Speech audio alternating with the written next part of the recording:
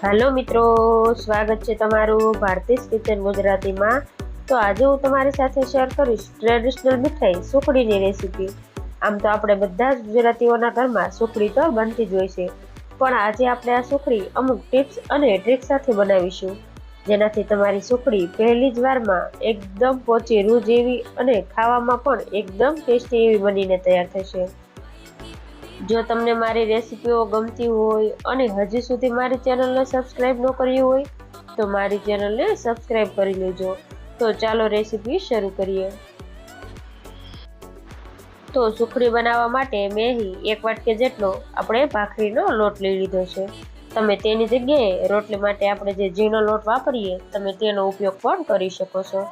સાથે અડધી વાટકી જેટલો ઝીણો સમારેલો ગોળ અને પોણી વાટકી જેટલું ઘી લીધેલું છે। ત્યારબાદ થોડીક કાજુ બદામની આપણે કતરણ લઈ લીધી છે। તો તમે ડ્રાયફ્રૂટનું માપ અહીં વધારે કે ઓછું તમને જે પ્રમાણે પસંદ હોય તમે એ રીતે લઈ શકો છો। તો હવે આપણે સુખડી બનાવવાનું શરૂ કરીએ।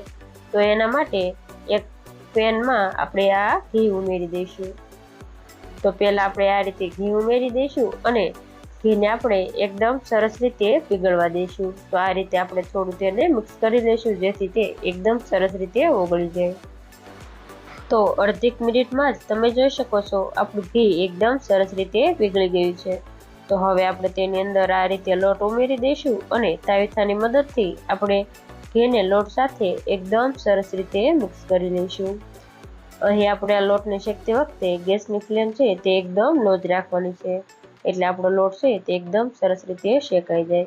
તો શરૂઆતમાં આપણે જ્યારે લોટ ઉમેરીએ ત્યારે આપણું આ મિશ્રણ છે તે આ રીતે થોડું કડક રહેશે, અને જેમ જેમ આપણો લોટ શેકાતો જશે તેમ તેમ આપણું આ લોટનું મિશ્રણ છે તે થોડું ઢીલું થતું જશે। તો 3 થી 4 મિનિટ પછી તમે જોઈ શકો છો આપણો લોટ પણ થોડો આ રીતે શેકાઈ ગયો છે અને આપણું આ લોટનું મિશ્રણ પણ આ રીતે થોડું ઢીલું થઈ ગયું છે।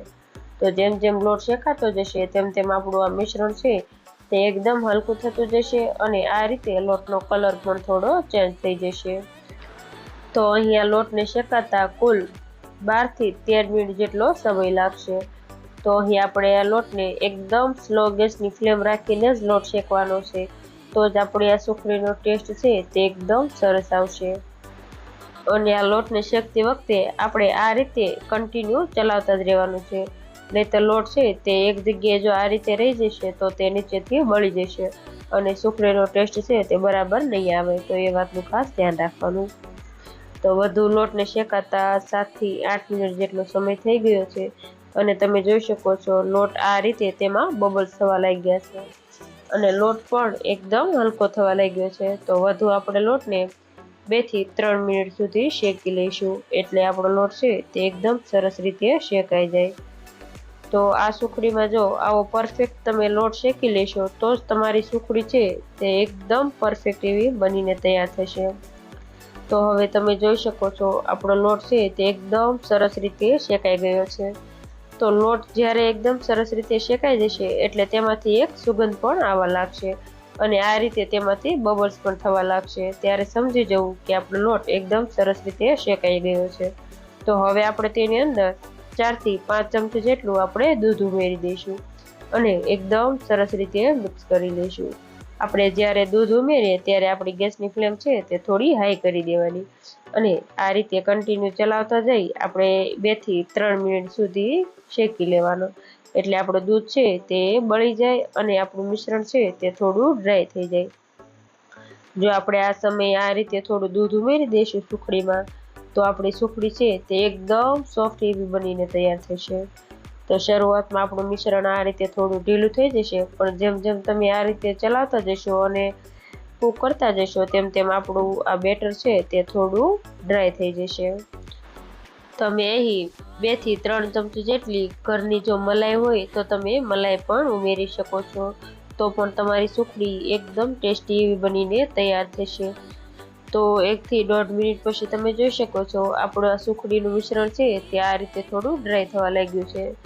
તો વધુ આપણે 1 થી 2 મિનિટ સુધી આ રીતે કન્ટિન્યુ ચલાવતા જઈ આપણે આ મિશ્રણને શેકી લઈશું, એટલે તે એકદમ ડ્રાય થઈ જશે અને તે એકદમ સરસ રીતે કૂક પણ થઈ જશે। તો જો અહીં તમારે દૂધ ન ઉમેરવું હોય તો પણ ચાલે. તો વધારે આપણે 2 થી 3 મિનિટ સુધી આ રીતે કન્ટિન્યુ ચલાવતા જઈ આ મિશ્રણને કૂક કરી લઈશું. તો દૂધ ઉમેર્યા પછી 2 થી 3 મિનિટ જેટલો સમય થઈ ગયો છે અને તમે જોઈ શકો છો આપણું આ સુખડીનું બેટર એકદમ સરસ રીતે ડ્રાય થઈ ગયું છે. તો હવે આપણે તેની અંદર આ રીતે થોડુંક કાજુ બદામની કતરણ ઉમેરી દઈશું અને તેને પણ 1 મિનિટ સુધી આપણે આ રીતે શેકી લઈશું. એટલે તે પણ આપણું ઘી તેમાં ગરમ જ છે એટલે તે પણ એકદમ સરસ રીતે ક્રિસ્પી એવા થઈ જશે. તો 1 મિનિટ સુધી શેકાઈ જાય ત્યારબાદ આપણે ગેસની ફ્લેમ બંધ કરી દઈશું અને આપણે આ મિશ્રણને ગેસ ઉપરથી નીચે ઉતારી લઈશું અને તેની અંદર આપણે અડધી વાટકી જેટલો ગોળ છે તેને આ રીતે ઝીણો ઝીણો કટ કરીને લઈ લીધો છે. તો આપણે તેની અંદર ગોળ ઉમેરી દઈશું અને આ રીતે આપણે એકદમ સરસ રીતે મિક્સ કરી લઈશું. તો અહીં આ સુખડીનું બેટર એકદમ ગરમ જ છે એટલે આપણો ગોળ છે તે એકદમ સરસ રીતે ઓગળી જશે. તો આ રીતે આપણે એકદમ સરસ રીતે મિક્સ કરી લઈશું. તો ઘણા લોકો કેવું કરતા હોય કે પાયો લઈને પણ સુખડી બનાવતા હોય છે પણ તે એકદમ કડક બની જતી હોય છે. તો તમે એકવાર આ રીતે પણ જરૂરથી ટ્રાય કરજો. તમારી સુખડી એકદમ પોચી રૂ જેવી બનીને તૈયાર થશે. તો આ સુખડી તમે જો એકવાર આ રીતે બનાવશો તો જેને દાંત પણ ન હોય તે પણ આ સુખડી એકદમ આસાનીથી ખાઈ શકશે. તો 1 થી 2 મિનિટ આ રીતે તમે ચલાવશો એટલે તમારો ગોળ છે તે સુખડીના મિશ્રણ સાથે એકદમ સરસ રીતે મિક્સ થઈ જશે. જો ઘરમાં વધારે ગળ્યું ખવાતું હોય તો તમે 2 થી 3 ચમચી જેટલો ગોળ વધારે પણ ઉમેરી શકો છો. તો 2 થી 3 મિનિટમાં જ તમે જોઈ શકો છો આપણો ગોળ છે તે લોટ સાથે એકદમ સરસ રીતે મિક્સ થઈ ગયો છે અને આપણું સુખડીનું પરફેક્ટ એવું મિશ્રણ બનીને રેડી થઈ ગયું છે. તો હવે આપણે આ તૈયાર થયેલા મિશ્રણને એક ઘીથી ગ્રીસ કરેલી થાળીમાં આપણે ઉમેરી દઈશું. આ રીતે પહેલાં થોડું થાળીમાં આપણે ઘી લગાવી દેવાનું એટલે આપણી સુખડી છે તે એકદમ સરસ રીતે ડીશમાંથી અલગ થઈ જાય. તો આ રીતે આપણે તેની અંદર સુખડીનું મિશ્રણ ઉમેરી આપણે વાટકીની મદદથી આ રીતે તેને દબાવીને આપણે સેટ કરી લઈશું એટલે આપણું સુખડીનું મિશ્રણ છે તે એકદમ સરસ રીતે સેટ થઈ જશે. તો તમે જોઈ શકો છો એકદમ સરસ રીતે આપણું સુખડીનું મિશ્રણ છે તે ડીશમાં આપણે પાથરી દીધું છે. તો હવે આપણે તેની ઉપર આ રીતે થોડા કાજુ બદામને આપણે કતરણ ઉમેરી આપણે સુખડીને ગાર્નિશ કરી દઈશું.